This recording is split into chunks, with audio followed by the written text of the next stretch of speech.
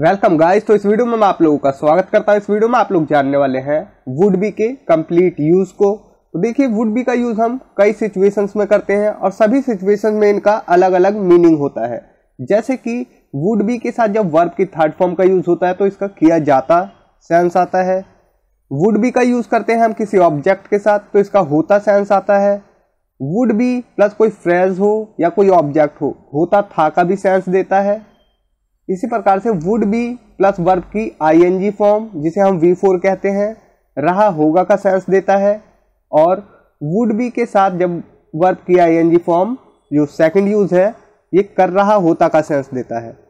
और would be के साथ वर्ब की थर्ड फॉर्म का यूज हम करते हैं किया जाता था के सेंस में भी। तो आइए इस वीडियो में ये सभी कुछ मैं आप लोगों को बताने वाला हूं। तो आप लोग देख रहे हैं डेली इंग्लिश फॉर ऑल। तो सबसे पहले हम वुड बी प्लस वर्ब की थर्ड फॉर्म की बात करते हैं, मतलब किया जाता का सेंस आता है। देखिए, स्ट्रक्चर होता है इफ, उसके बाद सब्जेक्ट, उसके बाद वर्ब, उसके बाद जो तुम बनना चाहते हो वो। तो यहाँ पर कोई कंडीशन होती है, ठीक है। उसके बाद सेकंड क्लॉज होती है सब्जेक्ट, उसके बाद वुड, उसके बाद वर्ब की फर्स्ट फॉर्म, उसके बाद अदर वर्ड। तो यहाँ पर आप लोग सोचेंगे यहाँ तो वर्ब की फर्स्ट फॉर्म है, तो यही मैं आप लोगों को समझाना चाहता हूँ। तो देखिए, ये एक्टिव का स्ट्रक्चर है। जैसे अगर मैं उसका दोस्त होता तो मैं उसकी मदद करता, तो हम बनाते हैं इसे if I were his friend I would help him. यहाँ पर याद रखना, जब भी हम कोई कंडीशन बताएंगे सभी सब्जेक्ट के साथ हम वर का यूज करेंगे, ना कि वॉज का। वॉज का यूज नहीं करेंगे किसी भी सब्जेक्ट के साथ, ठीक है। अब देखिए, अगर मैं उसका दोस्त होता तो मेरे द्वारा उसकी मदद की जाती। अब वर्ब की थर्ड फॉर्म लगेगी। देखिए, if I were his friend, अगर मैं उसका दोस्त होता, he would be helped by me, उसकी मदद मेरे द्वारा की जाती। तो यहाँ पर ये पैसिव का स्ट्रक्चर होता है, तब हम वुड बी के साथ वर्ब की थर्ड फॉर्म का यूज करते हैं, ठीक है। इसी प्रकार से अगर मैं तुम्हारा बॉस होता, तुम्हारी तनख्वाह बढ़ा दी जाती। If I were your boss your salary would be increased. तो आप लोगों ने देखा, वुड बी का पहला यूज वर्ब की थर्ड फॉर्म के साथ होता है तो वो पैसिव का सेंटेंस होता है, वो भी कंडीशनल सेंटेंसेस होते हैं, ठीक है, किया जाता के सेंस में। कुछ और स्ट्रक्चर देखिए, इफ, उसके बाद सब्जेक्ट, उसके बाद हैड, उसके बाद अदर वर्ड। और सेकंड क्लॉज आप लोग देख सकते हैं, ये एक्टिव है, ठीक है, स्ट्रक्चर। जैसे अगर मेरे पास 2 कलम होती या 2 पेन होते तो मैं एक तुम्हें देता। If I had 2 pens I would give you 1। अगर हम इसे अब पैसिव में बनाए तो देखिए, अगर मेरे पास 2 पेन होते तो एक पेन आपको दे दिया जाता, ठीक है। अगर मेरे पास 2 पेन होते तो एक पेन आपको दे दिया जाता, मेरे द्वारा कह सकते हैं। तो if I had 2 pens 1 pen would be given to you by me, ठीक है, ये पैसिव का सेंटेंस है। इसी प्रकार से देखिए, अगर मेरे पास पैसे होते तो मैं एक लैपटॉप खरीद लेता। पहले एक्टिव में देखिए, इफ आई हैड मनी, अगर मेरे पास पैसे होते, I would buy a laptop, मैं एक लैपटॉप खरीद लेता, एक्टिव का सेंटेंस है।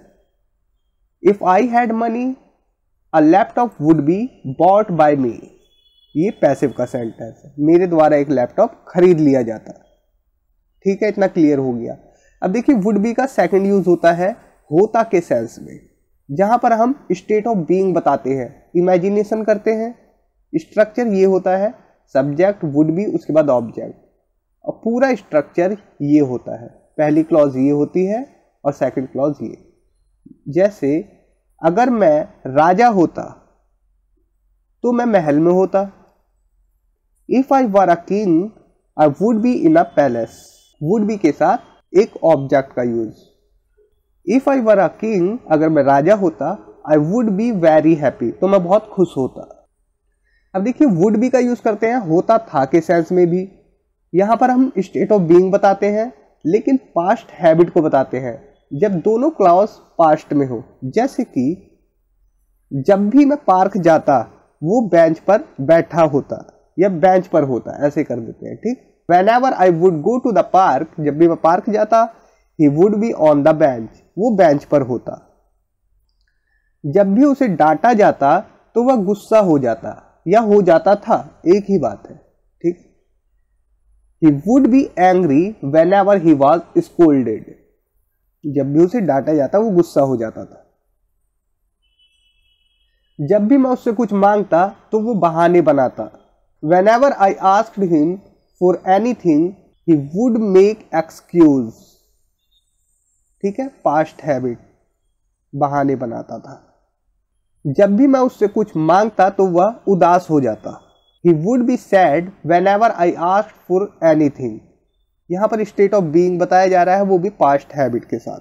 ठीक है, इसी प्रकार से जब भी मैं उससे कुछ मांगता हूं तो वह उदास हो जाता है। अभी हम प्रेजेंट की बात कर लेते हैं। He gets sad whenever I ask him for anything. For present. तो इतना क्लियर हो गया आप लोगों को। ये वाली क्लॉज हम पहले भी रख सकते हैं या फिर बाद में भी रखें, इससे कोई फर्क नहीं पड़ता। ठीक है, और ये वाली क्लॉज हम लास्ट में भी रख सकते हैं।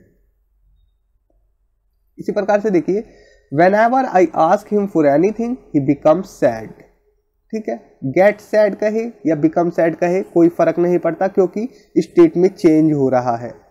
अब देखिए, वुड बी का यूज हम करते हैं रहा होगा के सेंस में, प्रेजेंट टाइम की पॉसिबिलिटी को दिखाने के लिए। जैसे वह इस समय सो रहा होगा। जैसे कि आपने बोला कि रोहन कहाँ है, मैंने बोला वो इस समय सो रहा होगा। ठीक है, तो मैं इसे कई प्रकार से बोल सकता हूं। जैसे कि he must be sleeping at this time, वो इस समय जरूर सो रहा होगा, must be का यूज करूंगा। he would be sleeping at this time, वो इस समय सो रहा होगा, would be का यूज करूंगा उससे कम पॉसिबिलिटी दिखाने के लिए। he may be sleeping at this time, उससे भी कम पॉसिबिलिटी दिखाने के लिए मे बी का यूज कर सकता हूं कि वो इस समय सो रहा होगा शायद। और माइट बी का यूज कर सकता हूं, he might be sleeping at this time, मतलब कि कुछ चांस है कि वो सो रहा होगा इस समय। ठीक है, तो इतना आप लोगों को पता चल गया। अब देखिए, सब्जेक्ट, उसके बाद वुड बी, उसके बाद वर्ब की आईएनजी फॉर्म जिसे हम V4 कहते हैं, कर रहा होता का सेंस आएगा। मतलब वर्तमान में रहकर हम वर्तमान की कल्पना करते हैं कि ऐसा कर रहा होता। ठीक है, ऐसा सेंस आएगा। पहली क्लॉज ये है आप लोगों के सामने, और सेकंड क्लॉज है वुड बी प्लस वर्ब की आईएनजी फॉर्म, उसके बाद अदर वर्ड्स। अगर मैं उसका दोस्त होता तो उसके साथ खेल रहा होता। If I were his friend I would be playing with him. अगर मेरे पास पैसे होते तो मैं एक लैपटॉप खरीद रहा होता। If I had money I would B buying a laptop. तो ये हम प्रेजेंट की ही बातें बता रहे कि अभी मेरे पास पैसे होते तो मैं लैपटॉप खरीद रहा होता। ठीक है, अगर उसके पास मोबाइल होता तो वह गेम खेल रहा होता। If he had a mobile he would be playing games. तो ये भी हो गया। अब देखिए, वुड बी का यूज हम करते हैं लास्ट किया जाता था के सेंस में। कब करते हैं? पास्ट रिपीटेड एक्शन को बताने के लिए। जैसे जब मैं छात्र था तो मुझे रोजाना 10 रुपए दिए जाते थे। When I was a student, I would be given 10 rupees daily. ठीक है, रोजाना रिपीटेड एक्शन है। ठीक है, इसी प्रकार से when I was in 5th class, I would be insulted by my friends. जब मैं 5वीं कक्षा में था तो मुझे मेरे दोस्तों द्वारा बेइज्जती की जाती थी मेरी। ठीक है, ये सेंस है। तो उम्मीद करता हूँ ये वीडियो आप लोगों के लिए हेल्पफुल होगी। एक बार फिर से आप लोगों को फिर से बता देता हूँ। देखिए, वुड बी का यूज करते हैं और उसके बाद वर्ब की थर्ड फॉर्म 2 सेंस में, किया जाता था के सेंस में और किया जाता के सेंस में। ठीक है, किया जाता था का सेंस तब आता है जब हम किसी रिपीटेड एक्शन की बात करते हैं। इसी प्रकार से वुड बी का यूज करते हैं हम होता के सेंस में। ठीक है, इसके साथ कोई ऑब्जेक्ट होगा या फिर हैप्पी होगा या फिर सैड होगा इस प्रकार से, या एंग्री होगा, ये किसी जगह पर होगा, कोई ऑब्जेक्ट होगा। ठीक है, और इसका भी यूज हम करते हैं किसी पास्ट रिपीटेड एक्शन को दिखाने के लिए भी। ठीक है, इसी प्रकार से वुड बी जैसे होता था, ये रिपीटेड एक्शन दिखाता है। ठीक है, कोई फ्रेज होता है या ऑब्जेक्ट होता है।